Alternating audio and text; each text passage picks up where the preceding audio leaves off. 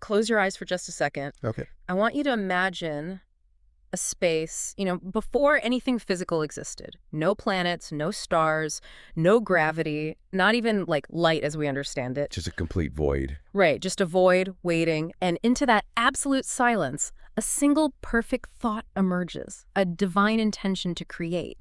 Now, open your eyes. You are sitting here, in a physical body, breathing physical air, listening to our voices, and the sheer distance between that perfect, abstract, formless thought in the void And the actual physical reality we're in. Exactly. Yeah. The heavy concrete reality of the chair you are sitting on right now. It's almost impossible to comprehend. How do you cross an infinite chasm like that? It's the ultimate question. How does a formless thought actually build a world? So today, we are examining an excerpt from chapter 18 of the classic Kabbalistic work, Klach, Pitchei, Chochma. Translated by Abraham Greenbaum, yes. Right. And the specific section we're looking at is titled Letters and Names. Our objective for this deep dive is to answer that singular, mind-bending question the text presents. Like, how does an abstract, divine thought transform into this concrete, physical reality? Yeah, it's a profound journey. Okay, let's unpack this. Because before we can talk about the solution, we really need to understand the fundamental problem the text introduces. Right, and the problem, as the Kabbalistic sages frame it, lies in the vast inherent gap between the realm of potential and the realm of actuality. Which we totally take for granted. We do. I mean, Yeah. We are so immersed in physical matter that we rarely, pause to consider the mechanics of existence.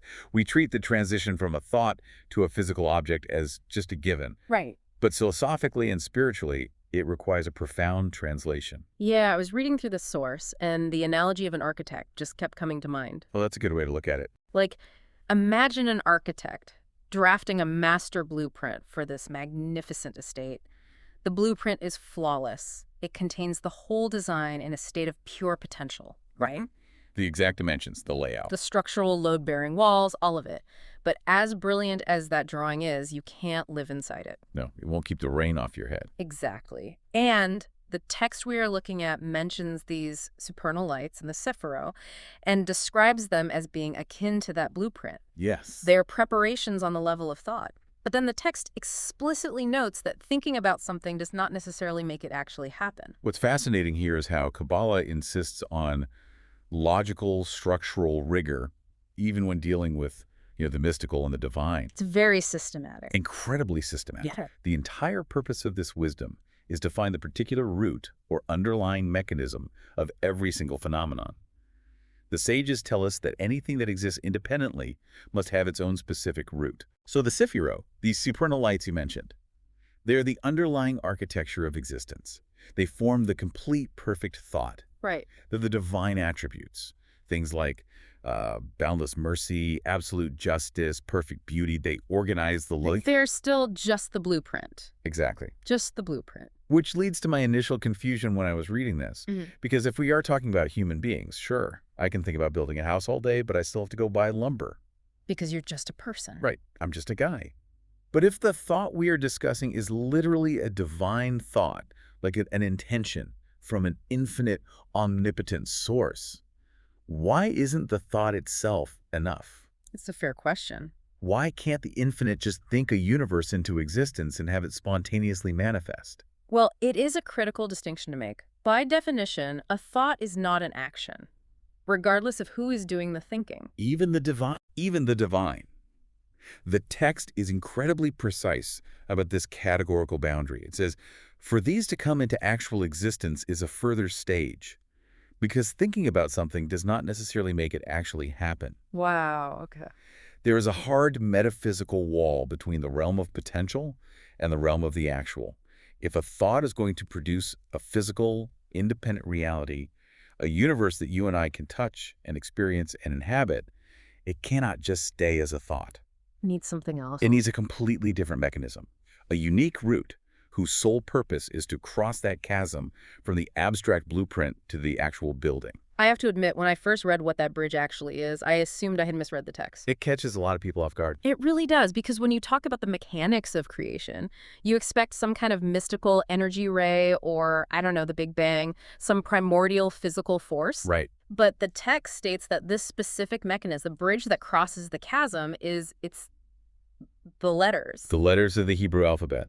I'm still trying to process that on behalf of anyone listening who might be feeling equally baffled right now. It's a huge paradigm shift. Huge, because when we say letters, we generally understand them to be, arbitrary symbols. Just scribbles on a page. Yeah. Someone, thousands of years ago, drew a shape, decided it makes a particular sound, and humanity collectively agreed to use it to write grocery lists and emails. Right. Are the Kabbalistic sages arguing that letters are not just symbols we invented, but literally the physical machinery of existence? Yes, but it requires completely discarding our modern assumptions about language. Okay, help me discard them. In this Kabbalistic framework, the letters were not invented by humans to represent sounds. They are fundamental primal forces. Look directly at how the source phrases this. Let me find that section. It says, the letters constitute a complete order that exists to bring all things into actual being. To bring all things into actual being. Exactly. If the Sepharo are the legislative branch, right, the divine attributes deciding the laws, the balance of mercy and justice, the structure of reality. Then the letters are the executive force. Yes. The ones who actually enforce the law and, pour the concrete? Precisely. The text clarifies that the letters do not dictate the government of the worlds. They do not decide what the blueprint is. Oh, that's interesting. So they just execute. Right. If we connect this to the bigger picture, every single thing that is prepared in the Sepharo, on that pure level of divine thought, absolutely must pass through this specific route, the letters, to become real. It has to go through the letters. The text says, in order to produce an actual effect, all the supernal lights must enter into the category of letters. It is a mandatory metaphysical checkpoint. Without the letters, the thought remains trapped in potential. But wait, if we accept this premise that the physical world is made of language, I have to play devil's advocate for a second. Go for it. Because I'm looking out the window right now, and if I'm looking at a massive oak tree and Kabbalah is telling me that this tree is fundamentally composed of letters, why do I need a physical steel chainsaw to cut it down? Oh, right. Why can't I just use a giant eraser or speak a different sentence to dismantle it? How does this philosophy reconcile the sheer stubborn density of a piece of wood with the idea that it is just, a manifestation of an alphabet? Well, that goes to the heart of how Kabbalah understands the descent of divine energy. Yeah. We have to separate our idea of ink on a page from the Kabbalistic concept of a letter. Okay. In this system, a letter is not a drawing. It is a highly specific structural boundary. A boundary. Think of the boundless, infinite light of the divine. To create a finite universe, that infinite light has to be restricted, shaped, and stepped down through multiple dimensions of reality. Like a transformer stepping down electricity. Yes. A letter is a vessel that captures a specific frequency of that light and gives it a boundary. So the shape of the letter is like a mold. A mold or a specialized filter. As that divine light passes through the specific configuration of a letter, it begins to coagulate. Coagulate. Wow. Right. And by the time that energetic structure cascades all the way down into our physical dimension, it has materialized as dense matter. So the physical tree is... The physical tree is the most externalized, crystallized shell of those spiritual letters. I see. So when you use a steel chainsaw to cut the wood, you are actually using the dense crystallized letters that make up the steel to interact with the dense crystallized letters that make up the wood. The physical world is just the crust of this linguistic machinery. Yeah, exactly. Just the crust. That reframes the entire concept of matter. I mean, take a moment and look at the device you are using to listen to us right now. The screen, the metal, the battery. It's all letters. Kabbalah is arguing that its physical casing is quite literally held together by a specific frequency of syntax. It is. But if the letters are the machinery, how does the thought actually use them? How does an infinite intention squeeze itself into a letter? Here's where it gets really interesting, because the text uses a concept that is universally human to explain a cosmic reality. A tension between thought and speech. Yes. Think about the most profound, complex feeling you have ever experienced. Maybe it was like a sudden, brilliant realization that connected a dozen different ideas in your head all at once. We've all had those moments. In your mind, that thought is perfect. Mm. It is a holistic, multi-dimensional sphere of understanding. It doesn't have a beginning, a middle, or an end. It just exists in its entirety. It is boundless. Right. But then you try to explain this brilliant realization to a friend. And it falls apart. It totally falls apart. You open your mouth and suddenly you have to take this magnificent glowing thought and chop it up. You have to force it into a sequence of words. Yes. Bind it by the rules of grammar, limit it to the vocabulary you happen to know, and push it out through the physical sounds of consonants and vowels. And it is incredibly frustrating. We have all experienced that feeling of, I can't put it into words. The words just don't do it justice. Mm.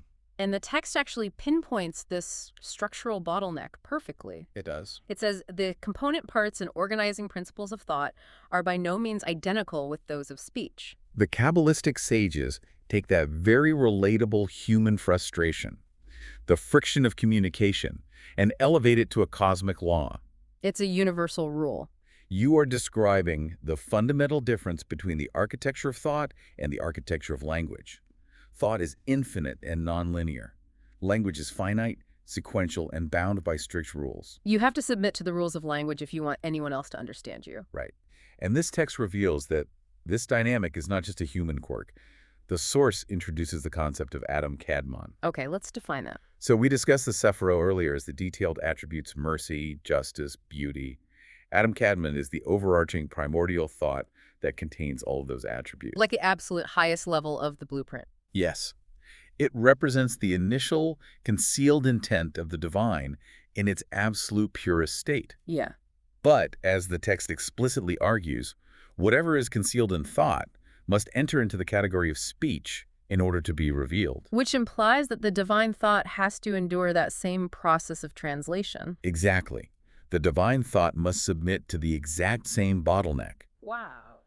Just as you must submit your abstract thoughts to the confining parameters of vocabulary to communicate with your friend, the divine, concealed thought must do the same to communicate a universe into existence. So it's bound by its own rules. The text states, what is conceived in the mind within the parameters of thought can come forth in speech only within the parameters of speech, namely through the letters. It has to limit itself. The infinite creator is forced by the mechanics of its own creation to enter the narrow, specific parameters of the letters. Yes. It must be translated from a non-linear, infinite state into a structured, letter-bound state. So the way we speak to each other is essentially a fractal reflection of how the universe was spoken into being. It is the foundational blueprint of revelation. As above, so below. As above, so below. I love that. The divine thought cannot remain in Adam Kadmon if it wishes to create an independent reality. It must become speech.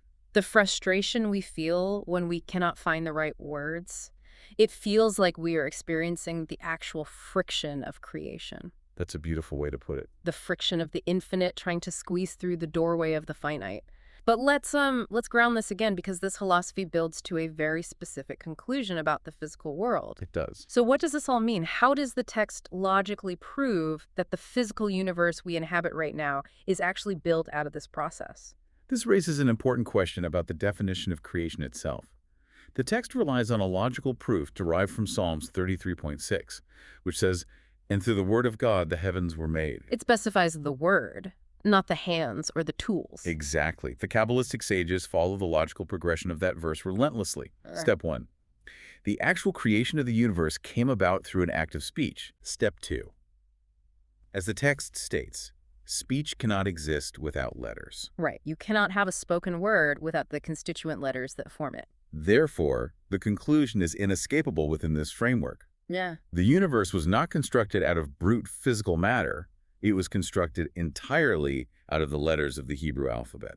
I want to pause on that logical leap because it is massive. It's everything. To say that creation happened through speech is one thing. I mean, many religious traditions believe in a creator speaking the world into existence. Sure. Let there be light. Right.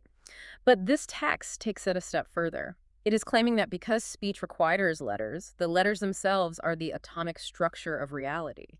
The text is unambiguous on this point. It says, if so, the actual creation of the universe came about only through the letters. Which means the chair I am sitting on right now, it isn't just an object that was spoken about in the past. No. If the universe is built out of these letters, then the chair is a physical manifestation of a specific combination of divine letters right now. Yes. The speech was not a one-time event that happened billions of years ago. It is an ongoing, continuous utterance. A continuous utterance. The letters are the executive force continuously maintaining the reality of the object. If the divine speech were to pause for even a fraction of a second, the letters would retract. And what would happen? The physical universe would instantly revert to the void we imagined at the beginning of our discussion. That completely inverts how we experience reality. I mean, we operate under the assumption that matter is the primary real substance of the universe, and language is just like a secondary tool that humans developed to categorize that matter. Exactly. We think matter came first. Right. We point at a wooden object with 4 legs and invent the word table to describe it. Huh. But Klach Chochma is arguing the exact opposite. Language is primary. Language, specifically these primordial letters, is the primary reality. The physical table is just the dense shadow cast by the word. We are living inside a universe of information, a universe of meaning. The letters are the perfectly calibrated system designed to translate the infinite potential of the Sefaria, housed within the overarching thought of Adam Kadmon, into the finite actuality of the world. The elegance of that system is striking. It really is. The text says the first order is that of thought. Its revelation comes about through speech. You have the divine government drafting the perfect plan in the profound silence of thought. But thought is concealed. To reveal it, to share it, to make it a tangible reality that other beings can inhabit it, has to be spoken outward. It has to cross the bridge. And the moment it is spoken, it hits the machinery of the letters. The letters catch the infinite light, they format it, they give it edges and boundaries and rules. And that formatting becomes physical density. That formatting becomes a universe. Which illuminates why the deep study of the letters in Kabbalah is not viewed merely as reading a text. Right, it's not just a book. When the sages analyzed the shapes, the numeric values, and the combinations of these letters, they are attempting to understand the source code of reality itself. The actual source code. They are observing how the divine thought is actively shaping the physical world in real time. It completely dissolves the barrier between the spiritual realm and the physical realm. Because they're the same thing. Exactly. The physical world is not devoid of spirit. It is simply the densest, most externalized form of the divine speech. It makes everything feel remarkably alive. If every object is made of letters, then everything has an inherent meaning. Yes. Everything around us is a word in a sentence that is currently being spoken. It induces a state of profound contemplation. It demands that you stop seeing the objects around you as inert, dead matter and begin seeing them as solidified, ongoing divine intention. We have covered some truly cosmic territory today, traversing the space between thought and matter. Let's synthesize what we've uncovered from this chapter of Klach, Pitchei, Chochma. We've covered a lot. We began with the infinite gap between a perfect thought and a tangible action. We explored how the Sefaria and Adam Kadmon represent the divine thought, the flawless blueprint of reality. But a blueprint can't build a house. Right. Thought alone, regardless of its divine origin, requires an executive mechanism to bridge the chasm into physical reality. And the text revealed that this specific mechanism is the letters. It is speech. The necessary bottleneck. Just as we struggle to squeeze our own boundless abstract thoughts into the strict confines of vocabulary to be understood, the divine thought must submit to the parameters of the letters to reveal the universe. The physical world, with all its stubborn density, is not made of blind matter. It is constructed from the primordial letters of divine speech. Continuously holding reality together. It forces a total reevaluation of the nature of existence and our place within it. It certainly does. And that brings us to the end of our exploration today. But before we part ways, I want to leave you with a final thought to carry with you as you navigate this universe of letters. Think back to the beginning of our conversation, to that void, and the sheer incomprehensible power required to speak physical matter into existence.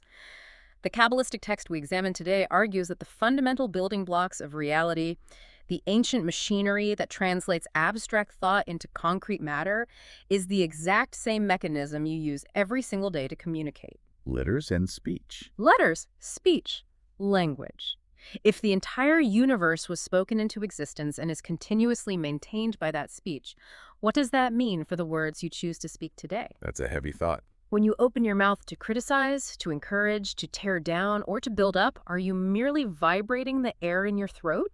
Or do your words carry a hidden structural spark of that original world-building power? Wow. If the cosmos is an act of ongoing speech, then every sentence you construct might just be subtly altering the architecture of reality around you. Thank you for joining us on this deep dive into the profound mysteries of